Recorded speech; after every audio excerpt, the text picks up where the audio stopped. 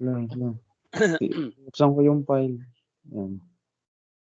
Screenshot mo na kung babasahin kita. Kita ba ang mukha ko kahit nakatab Oo. ako? Yan. Ah. Okay, okay lang ako. Game na. Yan, start na nga. So, ayun po. Hello po, miss. Mag-hello na. Hello, miss. Experiment number Hello, 1, ma'am. projectile motion po. Kuya, pabasa nga po ng objectives natin. Nakita niyo po ba? So our objectives is predict how varying initial conditions affects a projectile path. Number 2, use reasoning to explain the predictions. Number 3, explain projectile motion terms in your own words and understanding. Number 4, describe why using the simulations is a good method for studying projectiles. So, so for the question 1, everyday physics in your life.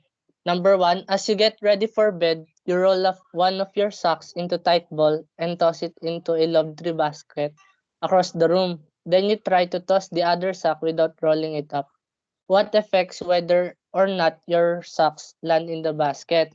So, eto po, araw-araw nating pag tiyatamad po tayong ilagay yung mga medyas po natin dun sa labahin. So, we tend na ibibilog tas iahagis. Then, ang question, what affects whether or not yung yung medyas natin ay maglalando sa basket? Yuval, basahin mo yung sagot natin.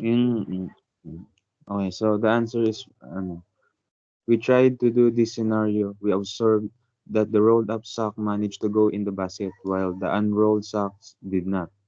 We think this is because rolling up the sock into a ball will reduce the air resistance because of its shape and weight, where it can affect the speed of traveling compared to the sock that was not rolled. Because if the sock are not rolled, it is likely to have more air resistance.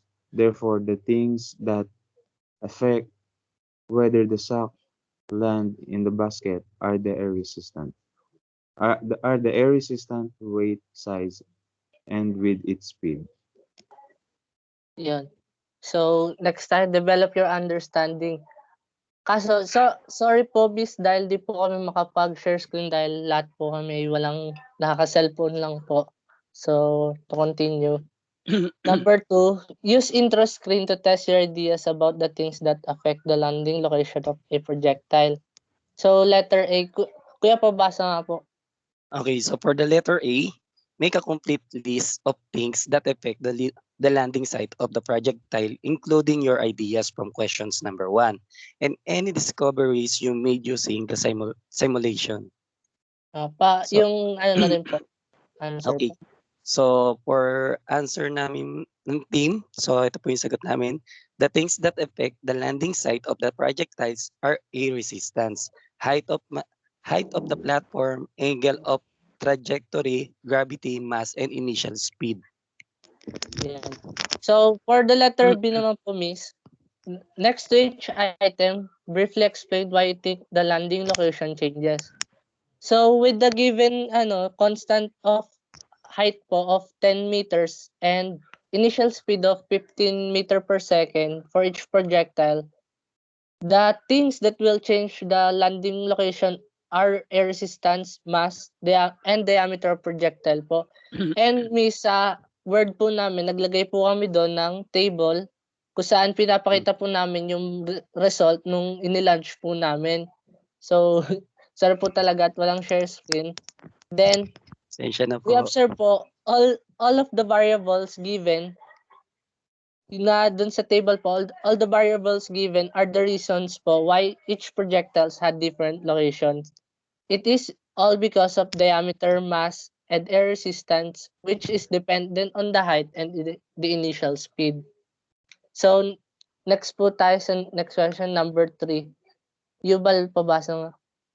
So number 3, what is meant by the expression flight path of a projectile? Draw the flight path of your socks and describe the shape. Use a simulation to investigate how the item you listed in number 2 affect the shape of the flight path. Summarize your discoveries, including explanation for the different flight paths. So, ang sagot natin is ito yung picture. So, yung air resistance, when an object has an air resistance, it makes the projectile travel much farther and it drops less quicker compared to the object that has no air resistance. Next, initial speed.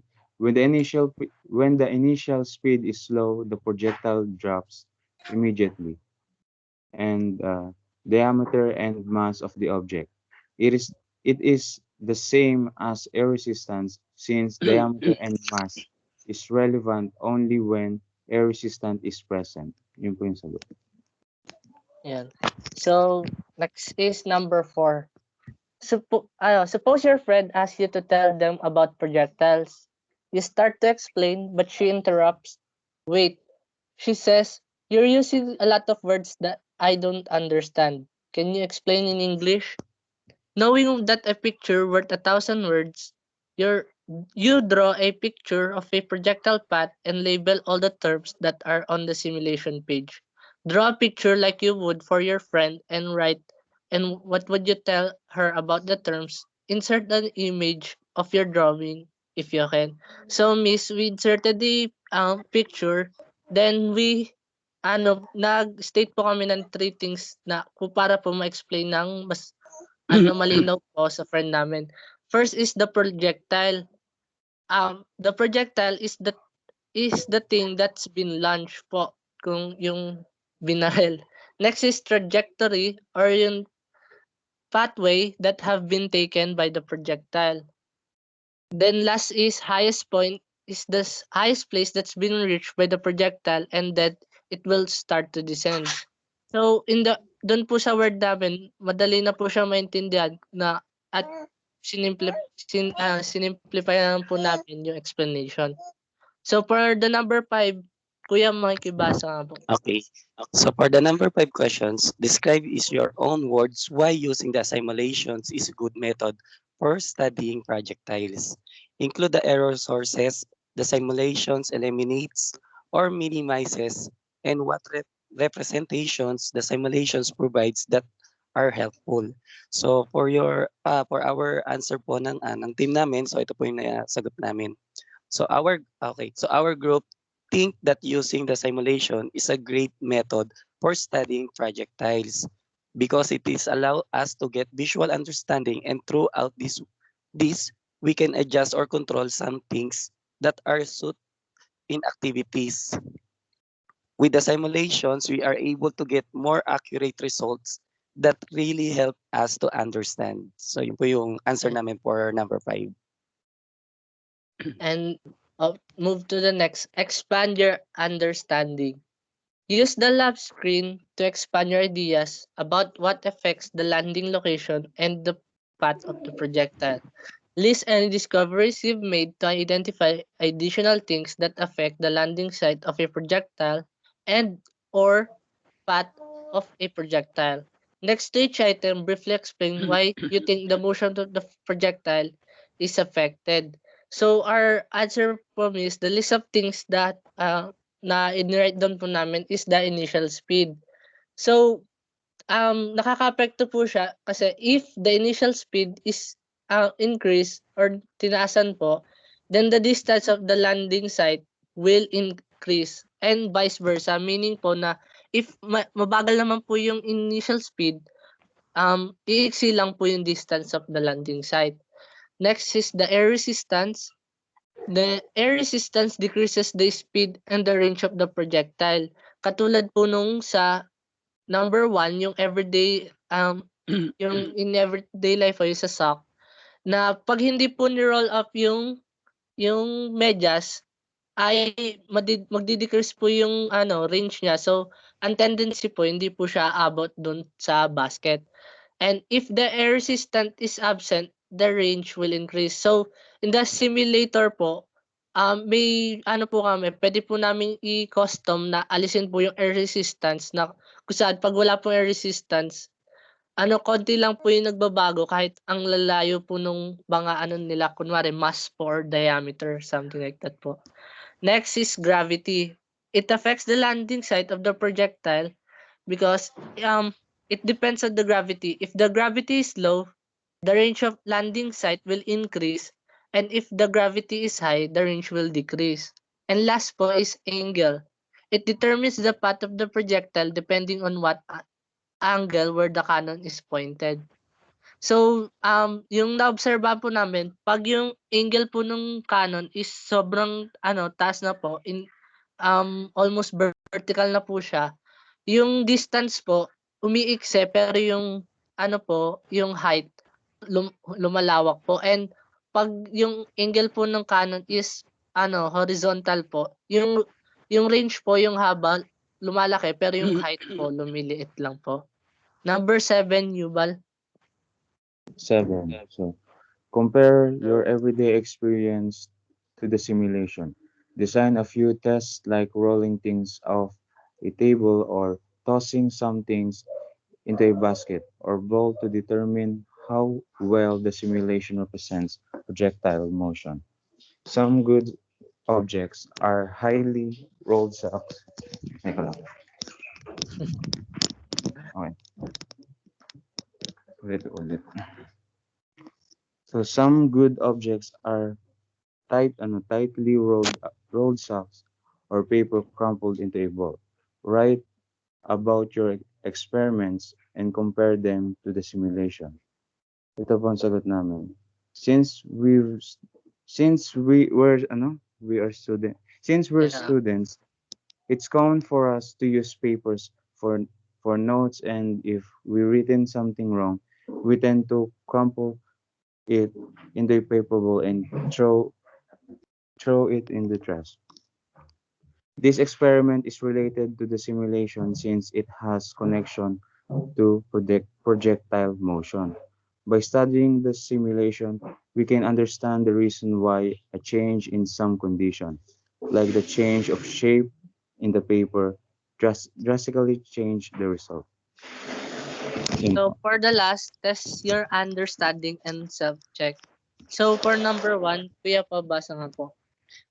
Okay, so for number 1, ito na ba yung which car will go farther? Yung Okay. po. Oo. Picture na po da. Okay, so then prediction and explanation with support. So tuloy ko na. So dito may pinakita kaming sample, same do sa sa sample na pinrovide nyo sa amin na pinakita. So yung answer namin dito is letter B. So sabi ko, the car B will go further because the angle of trajectory is lower than A. So making it at vertical motion which is the projectile is controlled by force of gravity. This means that there an unbalanced force acting on the ball, and so the ball will accelerate downwards. So yun po. So number 2, which will be in the air longer? So for our answer po, may picture na po kaming nilagay doon. Our answer po is letter A. The car A stay in the air longer because the angle of trajectory is higher than B. Yun po yung in-explain po namin din kanina na pag yung cannon po ay naka-vertical, yung vertical na po yung tutok, mas mataas po pero mas maiksi po yung So the force of gravity does not affect the horizontal component of motion, so the projectile maintains a constant horizontal velocity since there are no horizontal forces acting upon it, making the projectile to stay in the air more. So number 3, Yubs. So number 3. So which car will go higher? And ang sagot natin is, the answer is letter A. The car A will go higher in the air longer because the angle of trajectory is higher than B, making the projectile fired at a higher position. We observed that the higher the angle of trajectory, the longer in its airtime. Since it has higher vertical velocity portion, the time it spent in the air increases. Yun. So next number for Kuya paano? Okay, so for the questions number 4, which will go further? So our prediction or explanation support po. So same dun sa mga sample na pinakita namin, may mga sample kami ah, pinakita ditong features, and then ang naging answer po namin is letter C. Kasi po the objects will go the same distance because there is no air resistance. And both have been launched at the same angle and velocity. So kaya po, letter C. Uh, so number 5, which will go farther? So our prediction po, our answer po is letter B. So the tank shell will go further because of the air resistance. Since the mass of the car is larger than the tank shell, it will have much more air resistance. So dahil nga po ngayon, consider na yung air resistance, makikita na po talaga na pag ang mass po ay mas malaki, ang tendency po ay bumagsak po siya agad dahil meron po siyang more air resistance. Number 6, Yuval. So, number 6, which will go higher? So, the answer is letter B. The tank shell will go higher just like the reason in question number 5. Since the air resistance is considered and the mass of the car is greater than the tank shell, it will have much more air resistance. Yun po yung sagot. So last number 7, Kuya, pabasa po. Okay, so for the last number, which will go farther? So our predictions po, ang answer namin is letter C ulit. So they will go the same distance since both tank shells have the same mass. They will go the same distance. So yun po. So tapos na po for our conclusion po. So for our conclusion number 1, predict how varying initial conditions affect a projectile path. So our answer, miss, is the projectile path depends on the height and angle of elevation of the system.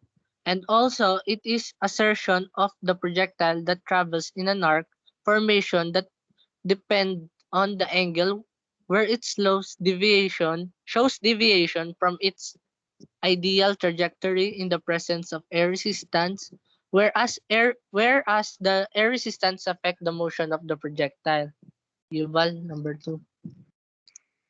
Number 2, use reasoning to explain the predictions. So the answer is, to explain the prediction, the member used the simulation to explain briefly how each projectile go to a different location and how they go to that place. So number 3, Kuya. So for the number 3, explain projectile motion terms in your own words and understanding. So for our answer po, so projectile motions is the movement or the motions of the object that was thrown or launched into the air. So for the last conclusion, describe why using the simulation is a good method for studying projectiles. The simulation is a good method for studying the projectile since it shows you the calculation of the path of the projectile. It also allows you to change the objects that have different mass, the height of the cannon where you want it to launch the object, the angle of the cannon, and also the air resistance to see the result in the projectile motion. Using the simulation, it really helps us or you to understand the projectile motion in a much more fun and easier way. So that is all po, miss, for our experiment number 1. Thank you po. Thank you, ma'am. Thank you Bye-bye. po. Thank you po, Miss. And ko na po yung recording.